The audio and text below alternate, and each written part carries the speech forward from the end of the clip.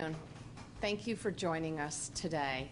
I'm joined by Pat Allen, Director of the Oregon Health Authority, and Dr. Dean Seidlinger, our state epidemiologist.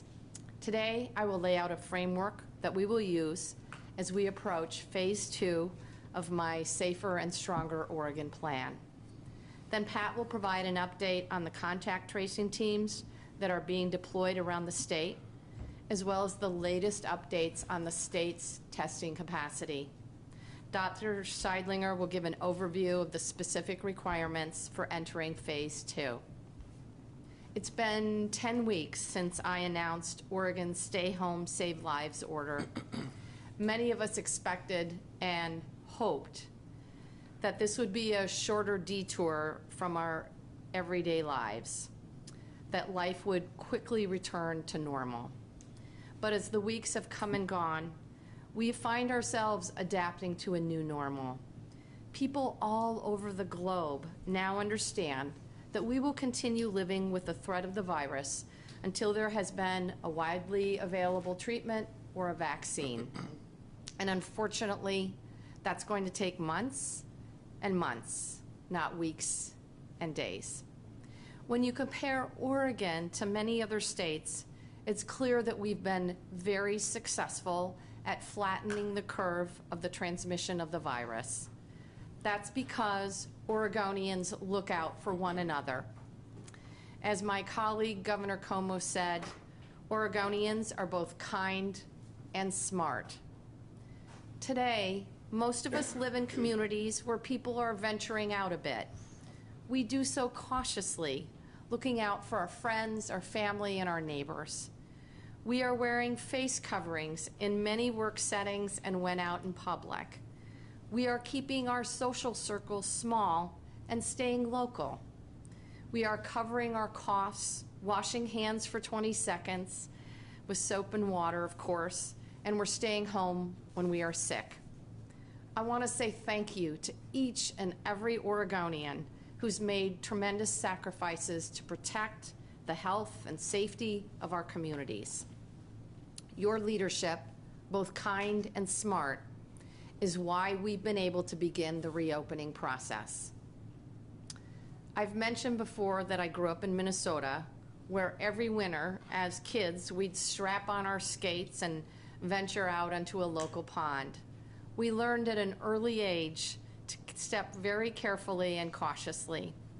And that's what we're doing across Oregon now, moving together, testing the ice each time as we take a step forward, one step at a time. It's this careful and cautious approach that shows the true character of our state, our care and consideration for our friends, our family, and our neighbors. This cautious approach is keeping many vulnerable Oregonians safe during the pandemic. I know it's very frustrating that reopening has to move slowly. I know our economy has taken an extraordinary blow. But let me be clear, this cautious approach is saving lives all across the entire state of Oregon. Today, 35 counties, home to roughly 80% of the state population, are in Phase 1 of our Safe and Strong Oregon reopening plan. Director Allen, Dr. Seidlinger will provide some more background about how local and state public health professionals are collaborating to address testing, contact tracing, and isolation as needed.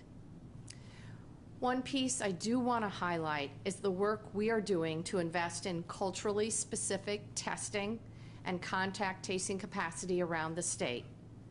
The pandemic has shown how far short we are from eliminating health inequity in the great state of Oregon. The impacts of the coronavirus have fallen especially hard on our communities of color. OHA is training providers to collect race and ethnicity data and following up when this data is missing. We have been setting up community-based testing sites in Portland, Salem, and Woodburn, and contracting directly with trusted community-based organizations, particularly within the communities of color, to provide contact tracing, wraparound supports, and education. These are really important steps forward, and there are more to come. Now, let's talk about phase 2. We will continue to take a regional approach. Counties can be approved to enter phase 2 if they have been in phase 1 for at least 21 days and are succeeding in controlling the spread of the virus. Dr. Seidlinger will outline the specific criteria we will be using to evaluate when each county may enter phase 2. There are 31 counties that can now apply to enter phase 2 beginning this Friday. Counties that are approved to move into phase 2 will be able to relax some of the restrictions that have been in place in phase 1, and some sectors will be able to reopen. In phase 2 communities, we will be extending the open hours for bars and restaurants to midnight and implementing other specific guidelines. We are shifting from requiring to strongly recommending remote work for offices, allowing venues like bowling alleys and arcades to reopen and some recreational sports to resume, all subject to public health guidance, of course. Allowing pools to reopen under physical distancing and, of course, sanitation guidelines. And allowing venues such as movie theaters to operate again. And our social, civic, and faith-based gatherings can meet in larger, physically distanced groups. In addition, regardless of the county phase, the Oregon Health Authority is issuing updated guidance for zoos, museums, and outdoor gardens to allow them to open statewide. And I'm happy to say that our collegiate athletes will return to train by mid-June under specific health protocols to keep them safe and healthy and the staff healthy as well. I know this is a lot of information. You can read everything online at coronavirus.oregon.gov. The Oregon Health Authority will review all the relevant county data tomorrow, and I will announce on Thursday the initial counties that can move into phase 2, allowing those counties to move forward as soon as Friday. A final reminder, any reopening comes with risk. That's just a fact of life right now. We need to reduce the risk that comes with reopening. So, my fellow Oregonians, you have further opportunity to show that you are looking out for your friends, your family, and your neighbors. Wear a face covering. Keep your distance. Avoid large gatherings. Keep it local. And wash your hands, cover your cough, and please, please, please stay home when you're sick. Regarding face coverings, at the state level, they are strongly recommended. For employees in many businesses, they are required. And I want to state clearly that I fully support local jurisdictions, particularly cities and counties with larger densities and populations, who want to pass ordinances requiring the public to wear face coverings in other settings. Let me say one more thing. I held a press conference on Monday to add my voice to the clarion call we are hearing across the entire United States of America for racial justice and police accountability. I count myself as one of the many white politicians whose good intentions haven't done enough to tackle the scourge of systemic racism. I was pleased to see several very thoughtful proposals for reform issued by the legislature's People of Color Caucus this week. I look forward to working with legislators to get these proposals to my desk so I can sign them as soon as possible. It's also important to note that the unrest and protests happening across Oregon and the entire country come amidst a global pandemic that has sickened and killed Black, Latinx, Pacific and Islander, and other communities of color at disproportionate rates. And as we work to reopen the economy and build a safer and stronger Oregon, I am committed to putting our historically underserved communities at the forefront of our recovery plan. Now, I'd like to ask Oregon Health Authority Director Pat Allen to give us an update on the contact tracing teams that are being deployed around the state, as well as the latest update on the state's testing capacity. Director Allen. Thank you, Governor Brown. In mid-May, I sat here with the governor as she announced the first counties that had met the criteria to begin reopening. Since the first 31 counties opened, 4 more opened in subsequent weeks. Multnomah County is getting its application ready now. At that time, I talked about the progress Oregonians had made together to contain the spread of COVID-19. Hospitalizations were declining, which meant fewer people were getting seriously ill. Testing was increasing, which meant we had a better chance to identify infected people quickly and keep a lid on the virus. The percentage of positive tests had dropped from 4% to 3%. Which meant testing was becoming widely available and accessible, and our testing guidelines were accurately matching people who needed to be tested. But I also said reopening was not without risks. Oregonians needed to exercise caution and care to prevent the virus from bouncing back. As much as we all wanted to see normal life return, we couldn't open the door to COVID-19's resurgence. More than 2 weeks later, I think it's safe to say our situation is stable. Oregonians have been doing what they need to do to keep themselves, their loved ones, and their neighbors safe. It has in fact been a team sport. As stores, salons, and restaurants have reopened across the state, COVID-19 has not reemerged with renewed ferocity. 2 weeks ago, Oregon had the 5th lowest COVID-19 infection rate in the nation. Today, we have the 4th lowest. There are other encouraging signs. Newly reported cases have been on the decline until just recently. On May 15th, the Oregon Health Authority reported 63 new cases. Today we're reporting 65.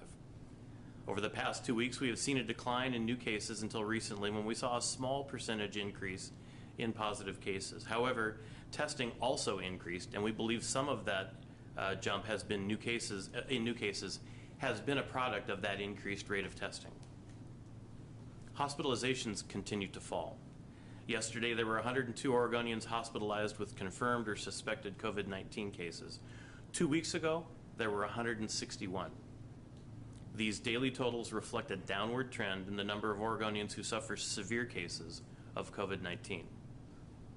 COVID-19 testing continues to increase while the percentage of positive tests has declined. Last week, 17,447 COVID-19 tests were conducted in Oregon, the highest weekly total since our first case was diagnosed at the end of February. And we have the ability to conduct more. Our statewide capacity remains at 37,000 tests. At the same time, our positive test percentage was 1.7%, which was down from the 2.6% positive rate on May 15th. Nationally, the rate of positive tests is approximately 12%. This difference means Oregon's low case rate is not a result of lack of testing. In fact, it's the opposite. While many parts of the nation continue to struggle to test residents who are sick, Oregon is testing more people and more people who are actually well. But like I said 2 weeks ago, COVID-19 is still present in Oregon. Every community remains vulnerable to the virus. That means our personal actions will either slow the virus or speed its spread.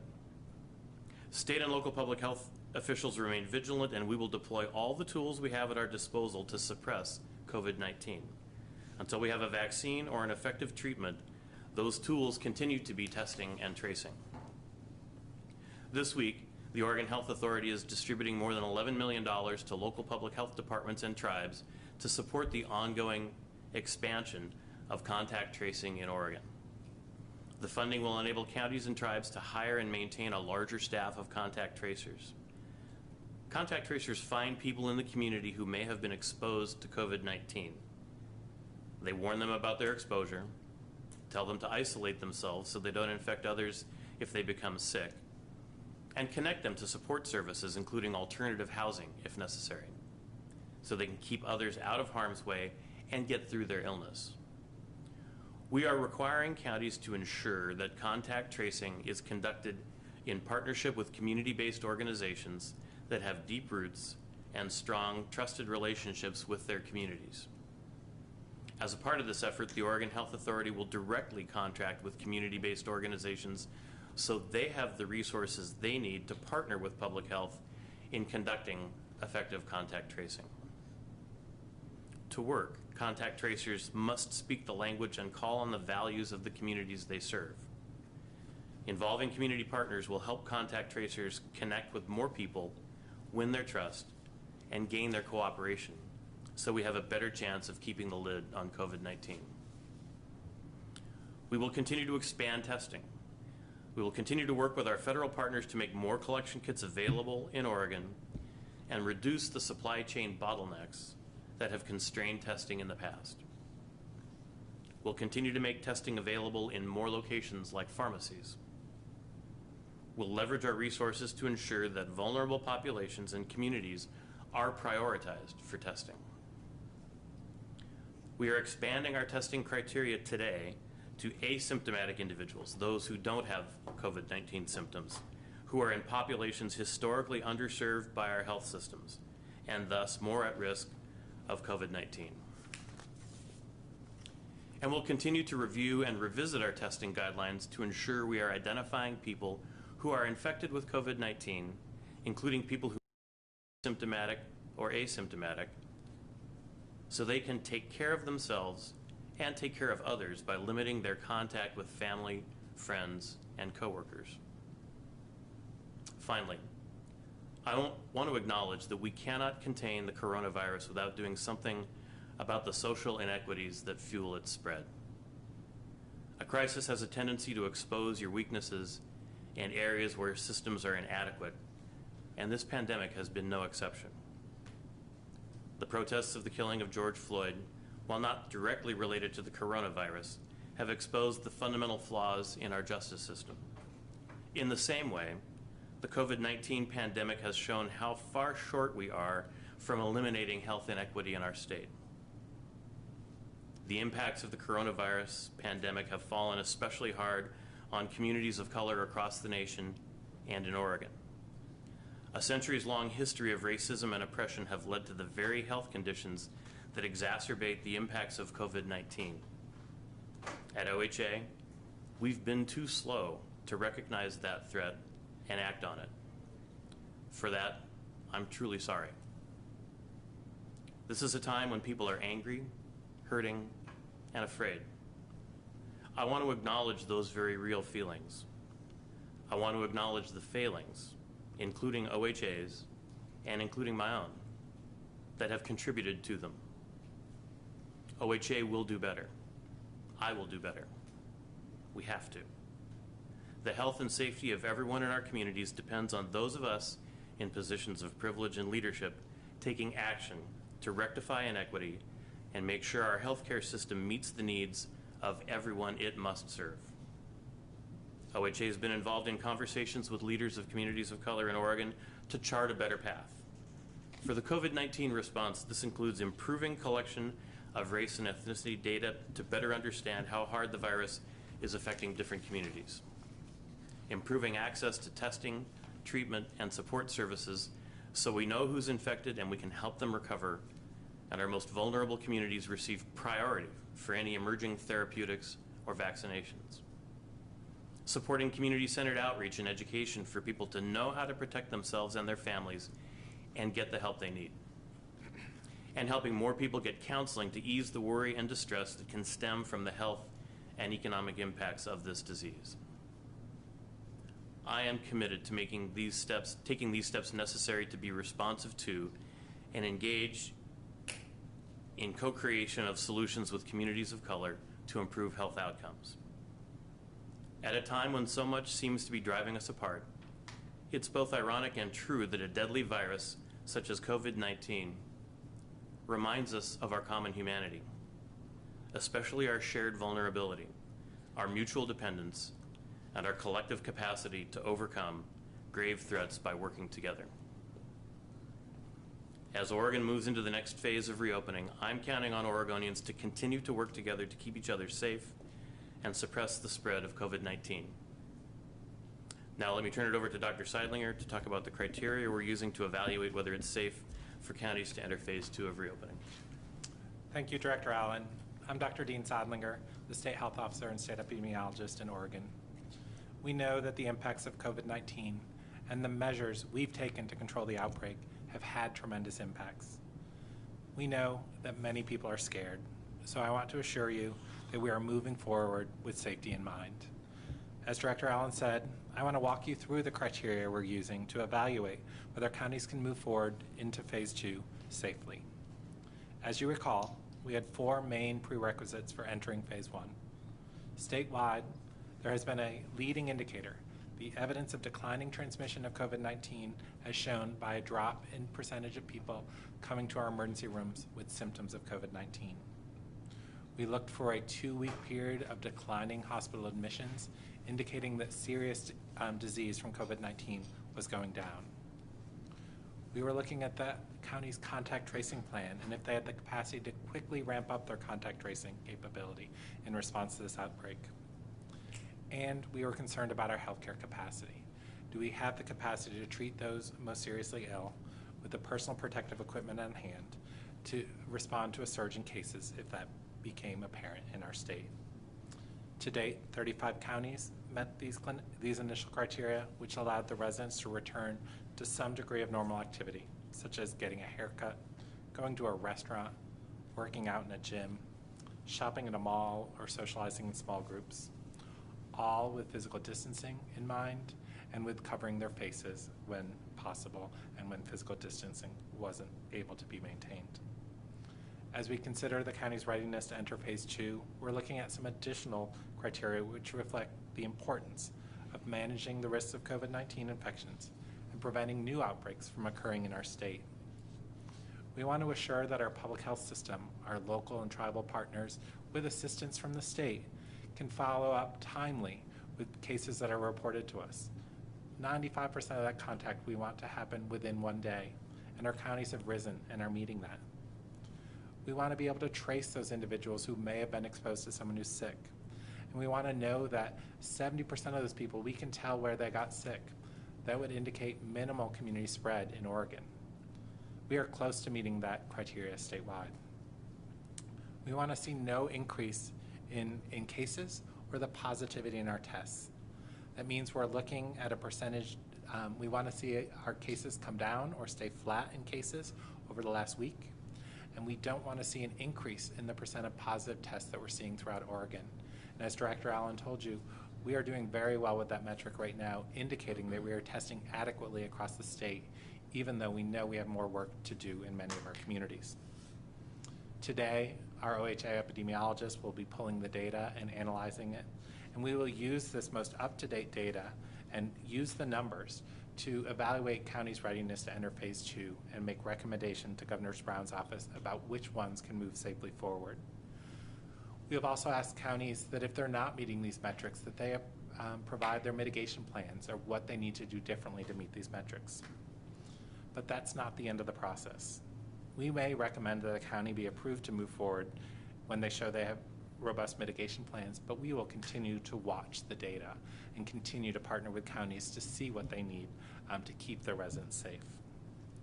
As Director Allen stated, counties are expanding their contact tracing capacity.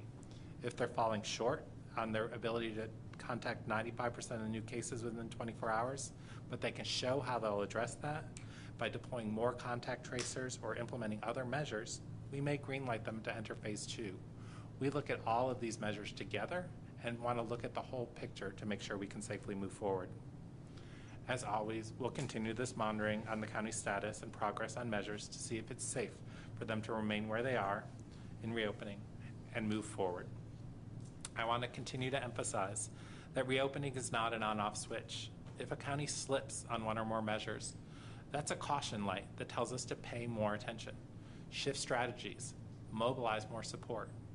But if we begin to see a looming danger, such as widespread cases that have no epidemiological links to another case and no link to an outbreak, if we see increased positive tests and other warning signs, then we may need to consider dialing back our permitted activities in that county or in that part of the state.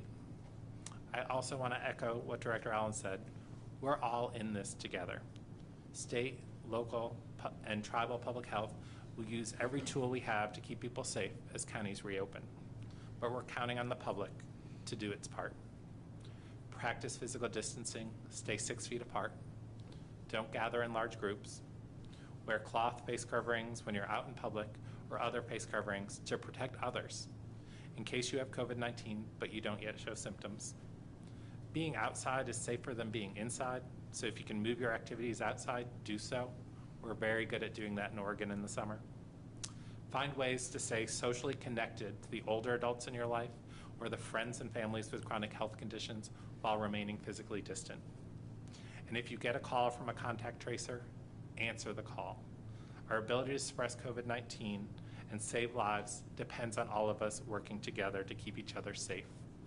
We did it by staying home to save lives. We hope you'll do it again by taking responsibility for your own health and that of your families and communities. Thank you. Hi everyone, Charles Boyle in the Governor's Office. I think because of the technical difficulties we had earlier, we have quite a few people on the phone line, but not very many people in the question queue. So please go ahead and start pressing 0 to work with the operator and get on for a question. First up, I believe we have Kevin Winter from the Lake County Examiner. Go ahead, Kevin. This is Kevin Winter from the Lake County Examiner with a question. I haven't seen any guidance of how long phase 2 will last. Has that been decided yet? Great question, Kevin. I'm going to turn that over to Dr. Seidlinger. I think phase 2 is where we're going to live for the next several months. This will likely carry us through the summer, perhaps into the fall, as we look for those effective treatments that can keep people from getting sick once they have the disease, and ideally a vaccine that can prevent it, but we know that's a ways off. We'll continue to monitor the spread of the disease, see if we can open up additional activities or if we need to pause for a time. We know that we need to move forward cautiously in the fall as students return to school for K-12 schools and our colleges and universities. So these activities, the ability to stay 6 feet apart from people, covering our faces, and changing our normal day-to-day lives are with us for a while, with phase 3 off in the distance, but something we can get to if we all work together. Thank you. Thanks, Kevin. Again, please just press 0 to ask a question. If you're having trouble with that, you can also email your questions to Nikki Fisher, but we just tested and I believe pressing 0 is working, so please keep working with the operator on that. Next up, we have Brad Schmidt from the Oregonian. Go ahead, Brad. Hi, Governor. I just actually wanted to follow up on what Dr. Seidlinger said. Are you anticipating that schools will reopen this fall in the traditional setting of students attending class in classrooms? Brad, it is one of my top priorities to make sure that we can get students across the state back into the classroom in the fall. We have to do it in such a way that protects their health and safety, and obviously the health and safety of teachers and staff in our districts around the state. I suspect it will not look like the traditional classroom setting, and the Department of Education is collaborating with teachers, with parents, and with public health experts to figure out how we do this in a way that ensures safety, but also enables our children to learn. And I think parents around the state are ready to get our children back into school and to gobble up those educational opportunities as soon as possible. Just a quick follow-up, if I could. When do you expect to make an official decision on how school reopening would look? Great question. We'll be working on that. The department has been working on that, frankly, since we began shuttering down the state, and we'll be releasing those details over the coming weeks. Great. Thanks, Brad. Looks like we have some people working to get into the question queue. Again, please press 0 to work with the operator. This next question comes from Joe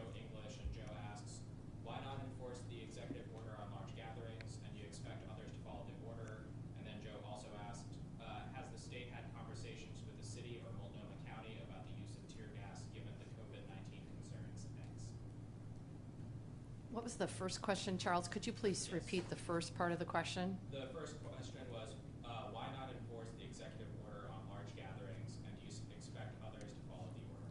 Specifically with regards to the protests? I believe so. Yes, all right. So, look, I think it's critically important that Oregonians and Americans exercise their right to free speech. I am outraged, like my fellow Oregonians, about the lack of progress we have been able to make to tackle the issues of racial injustice in this state and in this country. And I think it's critically important that Oregonians express that frustration, that anger, and that outrage.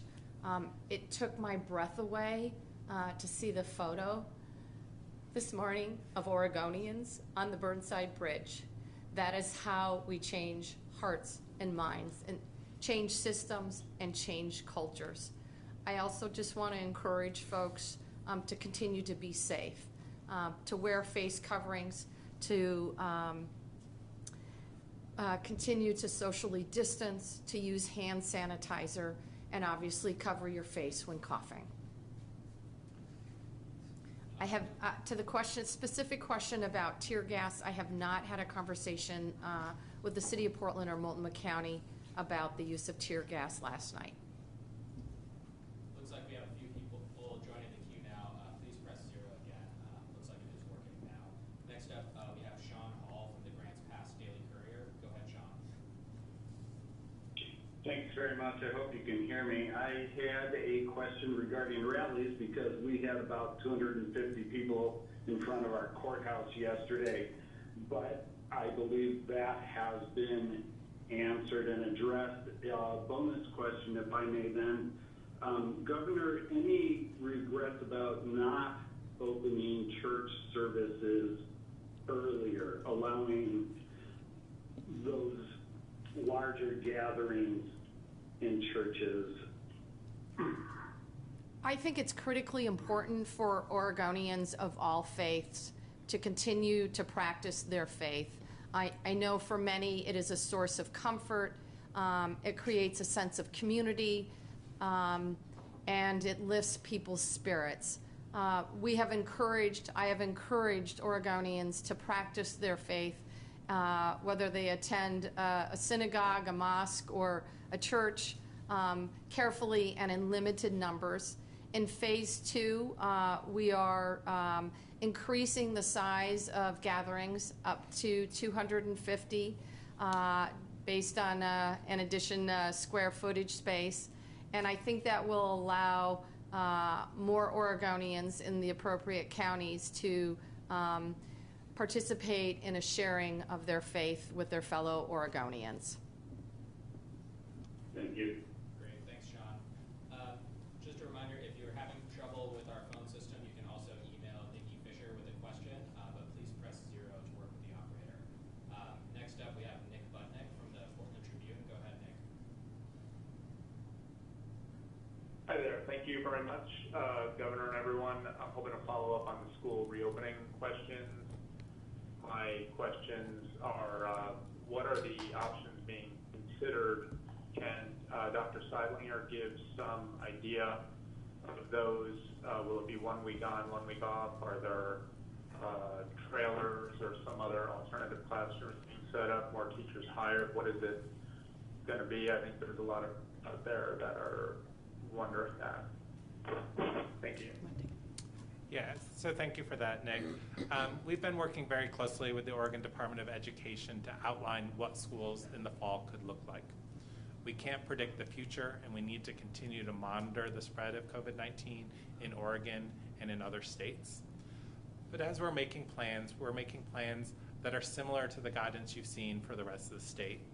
Can we bring students back to school and keep physical distance between students and teachers and other staff?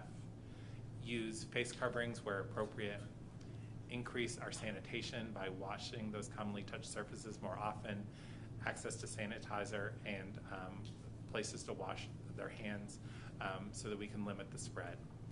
We know that depending on the spread of disease in our state or in particular communities, there may need to be some hybrid learning with some students on campus to limit the size of the gatherings on campus, with others doing distance learning and possibly some trade-off.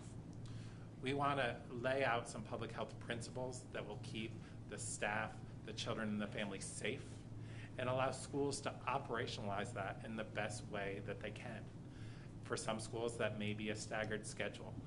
That may be bringing in additional space or using other space. But we don't want to tell schools what to do or how to do it. We want to tell them what to do, which is to keep the school community safe. And we will continue to have those conversations and continue to reevaluate and readjust that guidance probably up until the time we think school may start. And that's a new normal for us, for the Department of Education, for the Oregon Health Authority, for our school boards, for our school principals and our teachers, that we need to be flexible and work to do everything we can to get students safely back to school and learning. Because the best thing for a student is to be in a chair in front of a teacher learning. Director Allen also has a comment, given that he spends a bit of his free time on a school board. Yeah. Director Allen. Thank you, Governor. Yeah, everyone's got to have a hobby, and mine is serving on my local school board. And as an individual board member, I just want to endorse what Dr. Seidlinger just said. Every school district and every school is different, and getting the general rules of the road and the guidance of how to approach bringing kids back to school is really valuable to then allow us as a district to figure out how to engineer and design and implement that in our local settings, in our local buildings, and in our communities. That broad set of guidelines and then giving us that freedom to design is going to be critical for us to be able, all across Oregon and school districts everywhere, to be able to do this effectively. I'll just add one other thing. We are working with legislative leadership to make some more significant investments in broadband. My hope was that the internet would literally be a bridge between our urban and rural communities, and unfortunately we don't have the infrastructure for all of our homes, all of our schools, and all of our businesses around the state to have access to the internet. I know that it has put a lot of our kids across the state at a disadvantage because of lack of access to the internet. So we are going to redouble our efforts, make some emergency investments, and work with our partners across the state to make sure that we build a system that will enable everyone, regardless of where they live in the state of Oregon, to have access to this critical educational tool, economic tool, and now we're learning under COVID-19, of course, cultural tool, and of course, critically important health tool. Thanks, Nick. Thank you. Just a quick reminder to folks, please press 0 to enter the question queue. Looks like a few more people are being added now. Next up, we'll go to Galen Edlin from KGW. Go ahead, Galen. Thank you very much. Yes, this is Galen Edlin at KGW. Now, we've seen the large gatherings and demonstrations around the state that we were talking about earlier. How has that played into the reopening conversation, and how do you plan to reach some of those frontline demonstrators with COVID-19 testing, especially when, like you mentioned, we're talking about communities of color that are typically underserved? So I just have to say, like public health officials across the country, I am concerned about large gatherings. We know that these are what are considered super spreaders. And that's why I encourage Oregonians that are participating to make sure that they're following safety guidelines, including wearing face coverings, using hand sanitizer, and covering their coughs and sneezes. In terms of how it plays out, we are absolutely committed at the state and at the Oregon Health Authority to make sure that there is the testing capacity available in our communities of color, particularly the African American community, the Latinx, Pacific Islander communities, and the Native American communities. May I add to that, please? Sure. We are working at the Health Authority right now with local public health, including Multnomah County and others, to expand testing right now in communities that are most at risk of COVID-19. And as I mentioned earlier, we're expanding our testing criteria for at-risk communities to include asymptomatic testing. And so we think those things will come together to also support being able to respond to anything that emerges as a result of these events. Great. Thanks, Galen. Next up, we have Gary Warner from EO Media. Go ahead, Gary. Yeah, hi. I wanted to find out what your plans are for community colleges and universities. And along that line, what are you going to do about major sports like college football and the University of Oregon and Oregon State? Gary, let me tackle the sports question first. I was extremely disappointed to not be able to see Sabrina, Satu, and Ruthie cut down the nets at the NCAA finals in New Orleans. I know that our college athletes have invested so much in their lives to be able to compete at that level, and my heart breaks for them. We are working with public health experts, with training experts to make sure that collegiate sports can begin training mid-June. I'm confident that regardless of the time frame and the comparison to the state of Washington, that our Ducks and Beavers can tackle the Huskies and the Cougars anytime. So that is obviously on a limited capacity for training. In terms of colleges and universities, our education system is truly the elevator that lifts everyone. And I think it's critically important that we get our students at the community college level and at the university level back in the classrooms as quickly as possible. At the higher education level, they've been able to utilize online learning systems effectively. But I do think it's really important for people to be in a classroom. I had the opportunity this week to participate in a Zoom room classroom. It was a small class, and it was the School of Public Health, PSU, OHSU. And it was an incredible learning opportunity for me, and I was blown away by the questions the students were asking. I think it's so important that we work to get our education system back to normal, because it's a game changer for our kids, for our students, and for our seniors in learning mode. Thanks, Gary. What type of time schedule do you have on that, though? You mentioned with public schools that perhaps there might be something as early as next week in terms of guidance. What about with the universities and colleges? When are they going to know what's going on? High school graduations are going on this week. A lot of those students are going to want to know if they can come to the Corvallis or Eugene or any of the other universities and colleges. Director Cannon is working with the universities. They are developing, and the community colleges, they are developing their own guidelines. We're working with them. I know that they are keeping their students apprised, and we'll work to get that information out publicly as quickly as possible. Thanks, Gary. Next up, we have Alyssa Rubin from KDRB. Go ahead, Alyssa. Yes, Governor, I was wanting to ask, is 250 people the new limit for all gatherings? You mentioned faith-based gatherings. We'll see that increase. Is that applicable to all gatherings? Thanks. I'm going to have Dr. Seidlinger respond to that question. Thank you, Governor. You know, we're still finalizing some of the details, but the way it'll break down that the normal guidance will be people can gather in groups of 50 people indoors or 100 people outdoors unless specifically called out to not meet those guidance.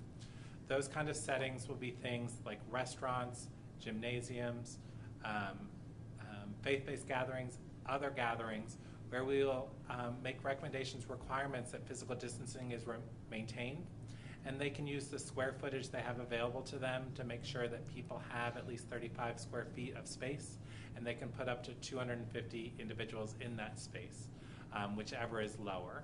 We want to ensure that people come back together for various reasons, to attend faith-based services, to gather for other reasons, for entertainment, and can do so safely. So there are specific venues where that will be called out, where they can go to this higher level.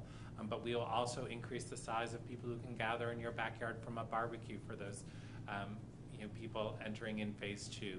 So we'll have some very specific guidance and which guidance pertains to which sector so that we can try and maximize the opportunity for people to get together and do so safely as we continue to monitor the spread of COVID-19 in the state. And I just want, Oregonians have done a really incredible job making really tough sacrifices. We have really changed how we live. I just want to encourage Oregonians to continue to be kind, to continue to be smart, to continue to protect their family members, their neighbors, and their fellow Oregonians. And really quickly, could you say what that square footage was again, Doctor? So in order for people to maintain 6 feet of distance, if we look at a space and say, most people know the square footage of their establishment. So if you say 35 square feet per person, that will allow people to stay 6 feet apart. Use the face coverings when they can't mention that, but that 35 square feet is kind of a measure that we're using across many sectors to ensure people stay safe. Thanks, Alyssa. Just a reminder to folks, if you're having trouble pressing 0, you can also email your questions to Nikki Fisher, but please try and press 0. Next up, we've got Sean Hall again from the Daily Courier. Go ahead, Sean. Hi, Governor, I wanted to ask about nursing home visitation. I don't know what the new guidance will be. That's an important population, and visits from family and friends are important. And pardon me, but besides nursing home visits, maybe I could also ask you if I may get 2 more regarding masks for restaurant workers. Apparently that's difficult for people in restaurant kitchens.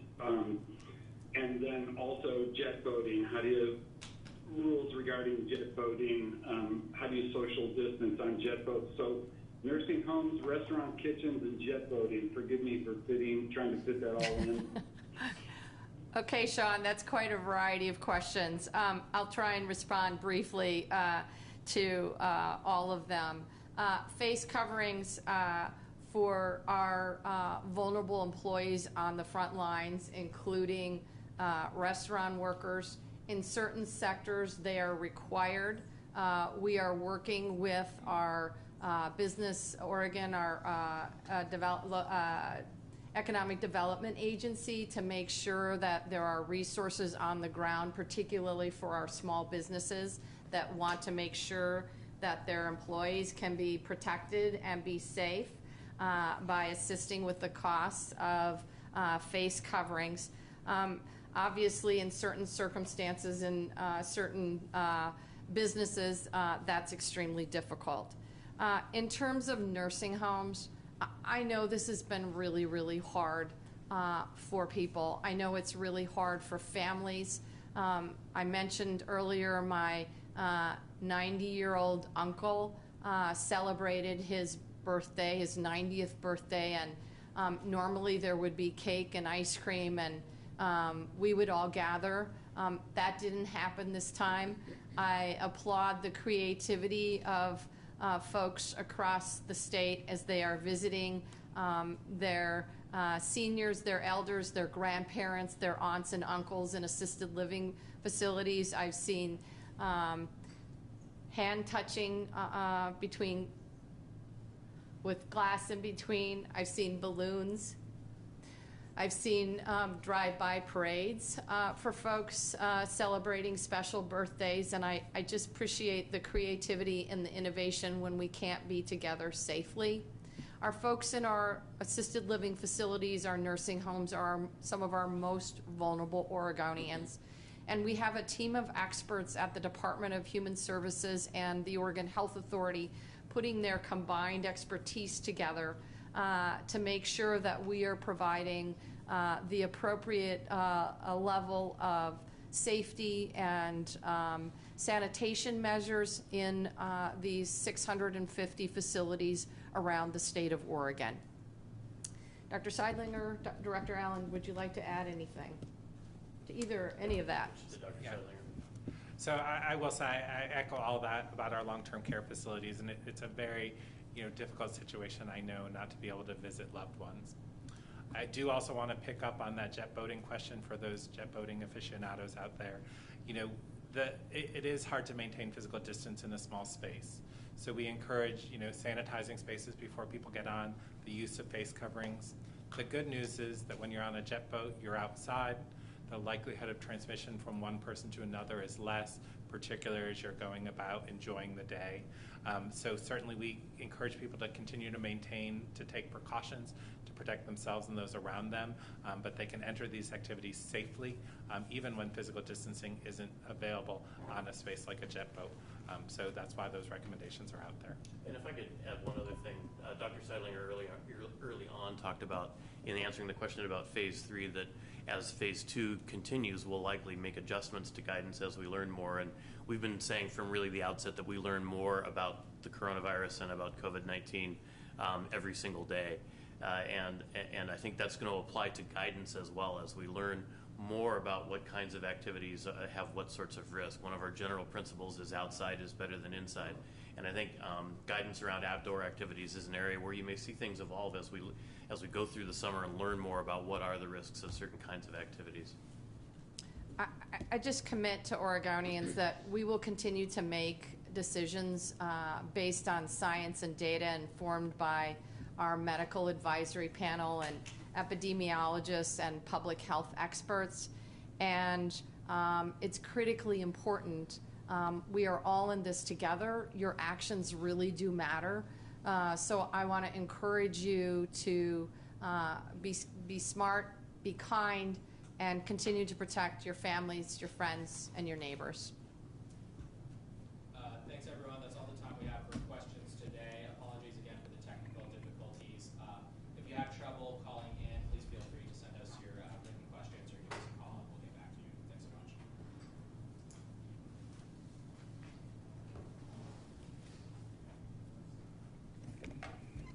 Thank you.